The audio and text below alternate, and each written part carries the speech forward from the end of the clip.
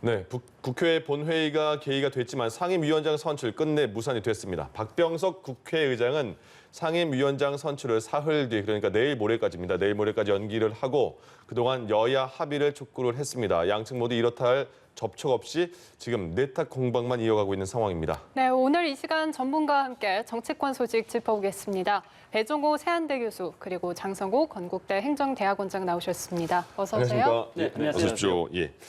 국회가 본회의가 열렸는데 어쨌든 그 상임위원장 선출 때문에 계속 공방이 있습니다. 지금 상황이 그러면 어떻게 보시는 겁니까?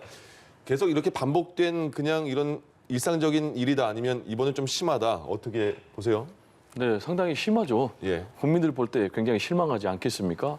특히 이제 20대 국회 하면은 동물국회 해가지고 굉장히 결과가 없었고 역대 최악의 국회다. 그래서 네. 이번 21대 국회에 대해서는 국민들 기대감이 커요. 왜냐하면 아시다시피 지금 코로나19 국난의 위기 때문에 굉장히 이 서민들의 삶이 어렵거든요. 그래서 뭔가 정치권에서 해법을 내놔야 되는데 지금 보니까 역대 최악이라는 20대 국회도 6월 13일까지 원 구성을 모두 마쳤어요. 그런데 네. 지금 15일 날 빨라야 할 수밖에 없는 이런 상황 아닙니까? 예. 그런데 보니까 서로 지금 카드를 네. 내놨는데도 뭐 상대방 탓만 얘기를 하고 지금 전혀 타협의 여지가 없기 때문에 네. 국민들 아주 답답해하실 것 같습니다.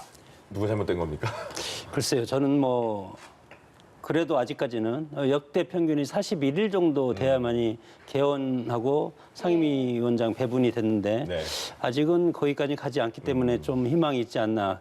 그럼에도 불구하고 역시 우리 국회는 관행에 틀에 잡혀서 네. 일단은 야당은 무조건 법사위 가져야 된다. 여당은 여당 나름대로 또 나름대로 노른자 상임위 가져와야 된다. 예. 이렇게 좀 고압적 자세를 계속 가고 있지 않습니까? 이런 것도 이제 관행인데 선거가 끝난 지 얼마 안 됐지 않습니까? 그리고 민주당 입장에서는 압승을 했기 때문에 상당히 겸손해야 됐고 예. 예. 그리고 야당 같은 경우는 참패를 했기 때문에 오히려 반성을 해야 되는 그런 건데 그런 것도 이미 다 없어져 버렸고 이제는 역시 또 국회의원 배지를 달았기 때문에 그 직업으로 들어가면 예. 또 그 직업에 맞는 서로 여야 간의 당리당략 그리고 목소리 커서 서로 대화과 타협을 하는 것이 아니고 힘으로 밀어붙이는 이런 것들이 보면은 역시 여당과 야당은 있지만 그래도 우리 정치인들의 수준은 이거밖에 되지 않을까 이렇게 생각이 들고 예. 이런 상황에서 봤을 때 이번 상임위 협상 문제를 놓고도 마찬가지로 여야 정치력은 거의 찾아볼 수가 없다. 예. 제1당 압승을 한 민주당도 마찬가지로 표용력이 없는 것 같고 국정의 책임을 져야 되는 여당 아니겠습니까? 네. 그리고 야당도 마찬가지로 지난 20대 동물국회라는 그런 오명을 이번에 씻을 기회고 그리고 국민들한테 참패를 받지 않았습니까? 그렇기 때문에 좀 더 낮은 자세로 이렇게 협상하는 모습을 보여야 되는데 그런 것들이 아니고 일단은 관행대로 예. 야당은 법사위 그리고 여당은 뭐 우리가 마음대로 법사위를 또 가져오겠다 이런 것들을 봤을 때 20대 국회와 21대 국회는 뭐 전혀 아직 다른 모습을 보기는 상당히 어렵다고 봅니다. 알겠습니다. 예, 지금 이런 가운데 김태년 원내대표와 또 주호영 원내대표 간의 합의가 있었느냐를 두고 양측의 말이 다릅니다. 지금 법사위를 뺀 7개 상임위에 합의했다는 민주당의 주장에 통합당은 합의가 아닌 일방적인 제안이었다 이렇게 주장을 하고 있거든요. 어떻게 보고 계세요? 네, 말씀하신 대로 뭐 잠정 합의를 했다, 예. 안 했다라고 얘기를 하는데 지금 거기서 나온 결론을 가지고 의총에다 회부를 했지 않습니까? 예. 그리고 이제 의총에서 부결됐지 않습니까? 미래통합당 의총에서요. 그렇습니다. 그러면은 뭐 상대방이 제안을 했다 네. 또는 잠정 합의를 했다라면 어쨌든 결론이 나왔다는 얘기 아니겠습니까? 예. 그리고 그 결론을 의총에까지 붙였다는 얘기는 잠정 합의냐 아니냐는 별로 중요하지 않고 예. 사실상 잠정 합의라고 봐야 되는 거죠. 근데 이제 중요한 것은 이게 의총에서 부결됐단 말이에요. 예. 근데 이제 의총에서 부결을 할 수도 있는데 지금 내놓은 민주당의 안을 보면은 일단 의석 배분 비율로 한 거예요. 첫 번째로. 네. 그러니까 18개 상임위원장을 11대 7로 나눴단 말이에요. 그리고 이른바 좀 상당히 알짜 상임이라고 할 수 있는 예결위 넘기고 예. 그리고 국토위도 넘기고 정무위도 넘겼단 말이에요. 예. 그런데 이걸 지금 통합당에서 법사위원장 자리 안 준다고 지금 다 이걸 거부를 했단 말이에요. 네. 과연 이게 협상의 태도인지 그러면은 무조건 통합당이 요구한 대로 해야 되는 건지 예. 그리고 통합당이 합의해 줄 때까지 국회는 원구성을 못 해야 되는 건지 예. 과연 지금 그러면은 20대 국회 때 민주당에 대해서 지금 통합당이 발목 잡기, 보이콧 이런 걸 많이 했거든요. 예. 그래가지고 결국은 지난번 총선, 이번 21대 총선에서 사상 최악의 참패를 했거든요. 그러면 여기에 담긴 민의를 네. 지금 통합당이 제대로 깨닫고 있는지 상당히 의문입니다. 예. 저는 이제 주호영 네. 원내대표의 어제 인터뷰를 들어보니까요. 네. 법사위 우리 주고 나머지 그럼 17개 다 가져가도 된다 이렇게까지 말을 하던데요. 그럴 만큼 법사위는 야당으로서 포기할 수가 없는 것이 네. 일단은 지금 177석을 제1당이 가지고 있지 않습니까? 예. 그리고 선진화법이 적용되는 것이 168석이기 때문에 법사위를 빼고 나머지 다 민주당이 아니 법사위도 마찬가지입니다. 결국은 이것도 쟁점 법안에 대해서 시간 끌기를 할 뿐이지 위원장을 갖는다고 하더라도 결국은 다수당 177석한테는 아무것도 지금 할 수가 없고 개헌 이외에는 다 넘겨줄 수밖에 없는 것이고 예. 결국은 시간 끌면서 국민들의 여론적인 그런 것을 얻고 민주당을 압박하는 그런 효과를 갖겠다는 것 아니겠습니까? 네. 그렇기 때문에 지금 지금 아까도 제가 이제 국회는 이제 관행의 세계라고 얘기하지만 이 관행이라는 것이 87년 민주화 운동이 일어난 다음에 87년 헌법 체제가 들어선 다음에 13대 국회 아니겠습니까? 이때부터 예. 이제 이 관행이라는 것이 생겼는데 그러나 이제 지금 사실은 법사위를 한국당이 가져온다면 법사위 플러스 나중에 쟁점 법안에 대해서 시간 끌기를 하면서 국민 여론을 야당 편으로 가져오는 효과, 여론적 압박을 더 갖겠다는 것이지 네. 다른 것은 아무것도 저는 없기 때문에 그리고 좀 아쉬운 것이 지금 득표율을 보면은 민주당이 58% 그리고 한국통합당이 42%입니다. 득표율만 보면 의석수 다르게 그렇게 보면은 국회가 지금까지 관행적인 것이 상당히 많지 않습니까? 특히 선거법도 여야가 의석수는 다르지만 동수로 예. 여야 동수로 이렇게 두고 있고 이런 것들이 이제 관행이 국회에서 지금까지 전통적으로 이루어진 거기 때문에 저는 압승을 한 제1야당이 이런 것들을 좀 이렇게 전향적으로 좀 양보를 해서 예. 국회가 좀 합의적으로 돌아가고 국민들이 좀 편안하게 하는 그런 모습을 보여주는 것이 이제 좋겠는데 그런 것들이 지금 되지 않으면 그러면 통합당이 이제 등원도 하지 않고 그러면 다 민주당이 다 가져가라. 예. 이렇게 되면은 물론 그것도 이제 정치적인 제스처일 수는 있겠지만 그렇게 되지는 않겠지만 그래도 그런 모습을 지금 밀고 따기 할 때가 아니지 않습니까? 왜냐하면 알겠습니다. 압승과 참패하는 정당이 둘이 지금 싸운다는 게 예. 저는 국민들을 보기엔 낯뜨겁다고 봅니다. 알겠습니다. 지금 사실 양측 모두 부담이 있을 텐데 과연 15일 전까지 출구 전략을 찾을 수가 있을까요? 마지막까지 협상을 예. 해야죠. 네. 그게 정치죠. 그리고 일방 독주는 없는 거예요. 서로 주고받고 상대의 실체를 인정을 해야만이 결론이 나오는 건데 그러면 결론이 네. 어떻게 날 것 같습니까? 제가 볼 때는 결국 이제 법사위 아닙니까? 네. 그래서 크게 세 가지입니다. 하나는 민주당이 계속해서 통합당이 저렇게 실력 대결로 하자. 네. 예. 그러면 실력으로 표 대결로 가서 법사위원장 가져가는 건 하나. 또는 법사위원장을 가져가되 두 번째 체계 작구 심사권을 없앤다. 다른 기구로 이관하는 방법 하나. 예. 또는 체계 작구 심사권을 뭐 국회의장 직속이라든지 다른 기관으로 이관하는 것을 통합당에서 동의한다면 예. 법사위원장을 넘겨주는 것 하나. 이 세 가지 중에 하나로 갈 수밖에 없고 네. 또 가야 된다고 생각합니다. 그게 지금 이 21대 국회에 바라는 코로나19 위기 국면에서 고통받고 있는 국민들의 뜻이 아닌가 예. 이런 생각이 듭니다. 장수님은 어떻게 결론 날 것 같아요? 저는 깔끔하게 하는 것이 좋지 않겠습니까? 네. 우리가 지난 선거법을 봤을 때 준연동형 비례대표제를 하면서 얼마나 많은 시간을 국민들과 함께 이것을 복잡하게 만들었습니까? 예. 그러나 준연동형 비례대표제 그건 좋은 취지에도 불구하고 선거 결과를 보면 완전히 지금 위성정당을 만들어서 그 제도를 스스로 뭉개버리지 않았습니까? 예. 이런 것이 국회의 모습이라고 봤을 때 길이 있으면 바로 가는 것이 좋다고 봅니다. 왜 길이 있는데 그것을 돌아가냐? 예를 들어서 법사위에서 자구심사를 빼면은 그러면 통합당이 법사위를 가져가겠습니까? 자구심사 때문에 그리고 이제 법안 소위에서 만장일치 운영이라는 관행 때문에 지금 법사위를 가져가려고 하는 거 아닙니까? 네. 이런 상황에서 야당한테 견제권을 스스로 좀 줬으면 좋겠다. 예. 저는 그래서 관행대로 13대 국회 이후의 관행대로 통합당한테 법사위를 주고 그리고 통합당한테 뭐 지금 예결위, 국토위, 정무위, 환노위 같은 경우는 특히 전통적으로 민주당이 가져간 그런 위원 아닙니까? 그렇기 때문에 전통적인 그런 어떤 정당의 칼날에 맞는 위원회는 예. 그 정당에서 가져가고 그렇게 해서 하는 것이 저는 합리적이라고 봅니다. 네, 제가 동의하기 어려운데요. 네네. 관행 얘기를 계속 하시는데 어. 20대 국회 때 여당인 지금 통합당이 예. 법사위원장을 했어요. 그런데 지금 야당의 몫이라고 관행으로 얘기하면 이게 자체가 안 맞고 서로가 그리고 주장하는 관행의 시기가 다르더라고요. 그렇죠. 그러니까 예. 관행 자체가 지금 안 맞는 얘기고 두 번째로 예. 체계 작구 심사권을 가지고 견제를 해야 되겠다고 그러는데 실제로 20대 국회 때 이걸 가지고 발목 잡기만 한 거예요. 그러면은 21대 국회는 일하는 국회를 해야 되는 거예요. 근데 체계 심사권만 가지고 계속해서 견제를 할 수 있는 건 아니에요. 상임위에서 견제하면 되는 거고. 네. 그래서 예. 지금 통합당의 초선 의원들이 차라리 우리가 정책으로 견제를 하고 또 그리고 입법으로 통해서 우리가 승부를 하자라는 얘기가 저는 더 맞다고 생각합니다. 알겠습니다. 제가 한마디만 더 할게요. 그러면 거기까지 듣고 넘어갈게요. 뭐 예.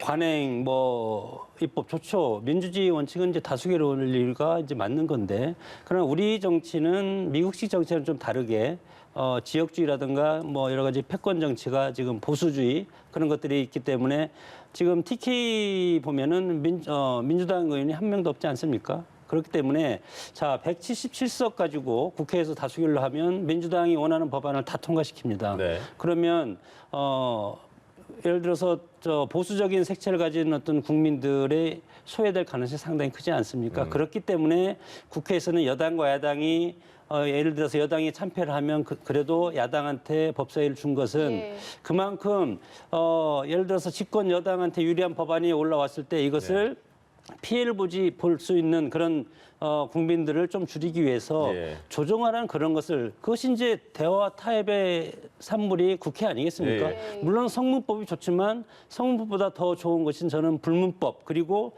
관습법이라고 생각을 하기 때문에 견제하는 논리가 반드시 필요하다. 알겠습니다. 그렇지 않으면 TK 지역도 마찬가지로 민주당이 5 그리고 통합당이 5 예. 그렇게 되면은 어느 일당이 가면은 그 상관없습니다. 그러나 우리나라는 지역주의가 있기 때문에 예. 일당 위주로 가기는 상당히 위험하다 그렇게 생각이 듭니다. 두 분 뭐 말씀하셔도 해결되겠습니까? 지금 여야도 해결 안 돼서 15일까지 박병석 의장이 이제 결정되려 이렇게 했는데 15일까지 일단 월요일에 어떤 그 결과가 나올 수 있을지 또 미뤄질지 한번 지켜보겠습니다. 자, 다음은요. 지금 민주당 전당대회가 이제 8월 달에 있는 거죠? 그렇습니다. 지금 8월 이제- 29일 날. 예, 그래서 네. 지금 뭐 이런 표현도 나와요. 뭐 그 친낙이냐 비낙이냐 이런 얘기도 나오고 친이낙연 비이낙연이 나오고 이낙연 그 의원은 아직 출마 선언은 하지 않은 것 같고 지금 우원식, 홍영표, 김부겸 어쨌든 이낙연 포함해서 4분 정도가 당권에 도전하는 것 같은데 그렇습니다. 그리고 이거잖아요. 이낙연 의원 대권 나갈 건데 한 7개월짜리 당대표 이게 맞느냐 어떻게 보세요? 뭐 그거는 이제 피차간의 명분 싸움이죠. 네. 한쪽은 당권 대권 분리 가지고 예. 공격을 하고 있는 거예요. 그런데 이낙연 의원 측은 안정된 코로나19 국면에서 리더십을 보여줘야 된다. 그러려면 대선 주자 1위 압도적인 1위인 이낙연 의원이 하는 게 맞다라는 논리니까요. 네. 그리고 지금 말씀하신 대로 친이낙연 대 또는 비이낙연 내지는 뭐 친이낙연 대 반이낙연 구도가 되면서 판이 바뀌었어요. 크게는 예. 하나가 판이 가열되고 있고 두 번째는 지금 판돈이 커지고 있고 세 번째는 변수가 높아지고 있어요. 흥행은 네. 되고 있다 이런 겁니까? 흥행이 이제 지나치면 너무나 가열이 되면은 네네. 오히려 이제 국민들한테 부담이 될 수가 있으니까 예. 이 부분에 대해서도 서로 신경전을 벌이면서 상당히 좀 자중하는 그런 모습을 보이고 있어요. 네. 이제 판이 상당히 과열되면서 판돈이 커졌어요. 그게 무슨 얘기냐면은 이른바 대선 주자들, 장외 대선 주자들도 지금 이 싸움에 끼어들고 있는 거예요. 예를 들면 뭐 본인은 거부하고 있지만은 정세균, 김부겸 연대로도 나오고 네네. 그리고 박원순, 이재명, 김두관 이런 사람들도 지금 장외에서 여기에 뛰어들고 있거든요. 송영길 의원도 그런 내색을 비친 것 같고요. 그렇습니다. 송영길 의원이 그러니까 이제 조건부터 네. 당권 도전 얘기하고 있고 예. 그러다 보니까 당초대로 가면은 이낙연 의원께서 낙승하는 그런 구도였는데 네. 변수가 상당히 커진 거예요. 예, 예. 그리고 이제 이낙연 의원 같은 경우도 출마 선언을 지금 22일 날 전국 순회 끝내고 그리고 24일 날 국난 극복 보고하고 한다는 거 아니에요. 그럼 네. 그 사이에 또 변수가 상당히 생긴 거예요. 그런데 이제 굉장히 변수가 많지만 이게 과열되고 치열해지지만 또 역설적으로 이런 어려운 국면을 이낙연 의원이 통과를 하면 이른바 대세론이 더 강화될 수도 있고 예. 이른바 대권 고지가 가까워질 수 있는 거죠. 그리고 이제 참고로 문재인 대통령 같은 경우도 이 당권 대권 분리 논쟁을 박지원하고 당권 투쟁을 세게 했거든요. 아, 예. 근데 이제 결국 그걸 통과를 했기 때문에 네. 이게 어쨌든 간에 이낙연 의원에게는 상당히 중대한 지금 시험대를 맞고 있다. 이렇게 좀 얘기할 수 있겠습니다. 네, 알겠습니다. 예. 예. 이제 두 가지 측면에서는 네. 이제 당권에 도전할 수밖에 없다고 생각이 드는데 이낙연 의원 같은 경우는 문재인의 길을 가고자 문재인 전 대통령 그래서 당 대표하고 현 대통령이죠. 그러니까 당 대표를 하고 네. 그다음에 대통령이 당선된 전 대표. 예. 그래서 이제 예, 예. 전 대표라고 말씀을 예. 드린 네네네. 거고 그래서 지금 이낙연 의원 같은 경우는 지금 당내 세력이 상당히 취약하지 않습니까? 예. 이런 상황에서 당내에서는 사실 이제 친문계가 상당히 지금 많은 세력 분포에 예. 있기 때문에 당내에 들어와서 일단 세력화시키고 대선 국면에서 그 조직을 이용을 할 필요가 있고 그리고 두 번째는 지금 대선 주자가 뭐 지금 뭐 40%에서 지금 20몇 프로, 28%까지 지금 계속 1위에 떠 있지 않습니까? 향후 2년 동안 대선 주자로서 1위에 떠 있을 것인가? 국민들은 바로 실증감을 느낍니다. 예. 그렇기 때문에 그것을 좀 이렇게 희석시킬 필요가 있다. 네. 그래서 당권을 잡고 당 대표를 함으로써 국회에서 여야 간의 어떤 치열한 그런 삽바 싸움도 하고 그러고 나서 당내 경선을 거쳐서 대선을 가면 불과 한 6개월이나 1년 정도 대선 주자에 후보로서 떠오르지 않습니까? 예. 그래서 그 두 가지 효과를 노리고 당권에 출마할 수밖에 없지 않나 그렇게 생각이 듭니다. 알겠습니다. 예, 그렇군요.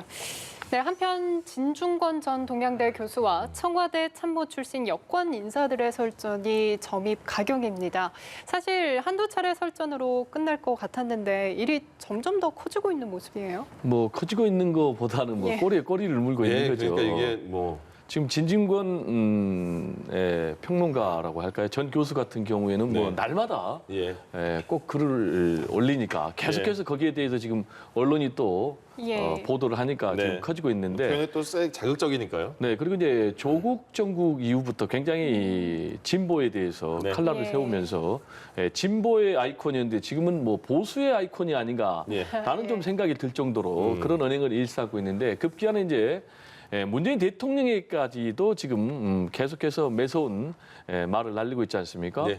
심지어는 과연 철학이 있는가? 음. 노무현, 김대중 같은 경우는 철학이 있는 대통령인데 철학이 없는 것 같다. 네. 내지는 그냥 읽기만 하는 남이 써준 연설문을 읽기만 하는 의전 대통령이다라는 얘기를 했는데 제가 볼 때 이건 좀 상당히 예. 모욕적인 그런 발언이 아닌가 좀 생각이 돼요. 지금 이제 사람이라는 것은 결국은 입으로 하는 것도 중요하지만 삶 자체가 하나의 궤적이고 철학 아니겠습니까? 네. 그럼 이제 문재인 대통령 같은 경우는 노무현 전 대통령이 7살 연상이에요. 그런데도 말을 하대를 못했어요. 이유는 상당히 그만큼 인격적으로 존경하기 때문에. 예. 그리고 이제 문재인 대통령 같은 경우에 유신 독재 치하에서 학생 운동하다가 결국은 감옥에 투옥이 됐고 또 나와가지고 강제로 징집돼서 군대 갔다 나와서 또 투쟁하다가 옥중에서 사시 시험에 통과를 했지만은 임용이 안 됐고 인권 변호사의 길을 갔고 그리고 네네. 문재인하고 인연이 돼서 쭉 정치의 길을 걸어오다가 대통령 안 한다라고 도망 다녔는데도 하라고 그래서 예, 알겠습니다. 운명적으로 했는데 예. 그런 분을 향해서 이렇게 계속해서 네. 이런 공격을 하니까 참모들 입장에서도 예. 사실이 아니니까 네, 알겠습니다. 방어할 수밖에 없는 그런 상황이 아닌가 생각이 예, 됩니다. 진중권 전 교수에 대한 얘기는 여기까지 하죠. 예. 자, 대북 전단 살포 문제로 한번 가보죠. 이게 굉장히 야권에서도 굉장히 비판을 많이 하고 있어요. 갑자기 북한에서 여기에 대해서 비난을 하니까 정부가 너무 북한 눈치를 보면서 이게 제재에 들어가는 거 아니냐 이런 얘기도 나오던데요. 글쎄, 우리 헌법에는 이제 표현의 자유도 있고 네. 그리고 우리 정부 입장에서는 이제 북한과 평화 규제를 유지하면서 궁극적으로는 북한의 핵을 폐기하고 남북한 통일을 이루는 것이 최대 목표 아니겠습니까? 네. 예. 그것은 우리 국민 누구나 다 이해를 할 것이고 그럼에도 불구하고 보수 정권과 진보 정권 간이 바뀔 때마다 이런 문제로 해서 남남 갈등이 일어나고 하는 것은 대북 정책을 추진함에 있어서 방법론의 차이라고 저는 봅니다. 예. 물론 여기에서는 북한 주민의 인권 탄압 이런 것들은 우리가 북한 인권법이라는 그런 것 국회에서 상당히 논란이 됐고 그런 적도 있지만 결국은 이것이 남북 관계를 경색시킬 수 있냐 없냐, 그리고 여기에 헌법의 표현의 자유에 침해하냐 안 하냐 이런 것들이 들고, 그리고 이제 북한 문제와 같은 경우 우리 우리 남한 내에서도 탈북자들이 상당히 많이 들어와 있고, 그리고 또 내부에서도 북한을 보는 시각들이 자유민주주의 체제이기 때문에 상당히 다르지 않습니까? 예. 그런 것들이 상당히 혼란스러워 보이는데 예. 저는 이런 것들이 그렇게 혼란스러워 보이지만 우리 자유민주주의 체제는 법과 질서로서 헌법적인 구조로서 이것이 지탱되는 것이기 때문에 이렇게 여러 가지 혼란스러운 그런 모습을 보임에도 불구하고 우리는 이것이 북한에 이롭다거나 그런 것보다도 결국은 중요한 것은 북한이 어떻게 하냐가 중요한 것이 아니고 우리 내부에서 이런 것들을 법적인 어떤 질서를 어떻게 만들어 나가냐, 그런 것들이 합의 과정입니다. 그것은 국민들이 합의하는 것이 아니고 누가 합의를 해야 되겠습니까?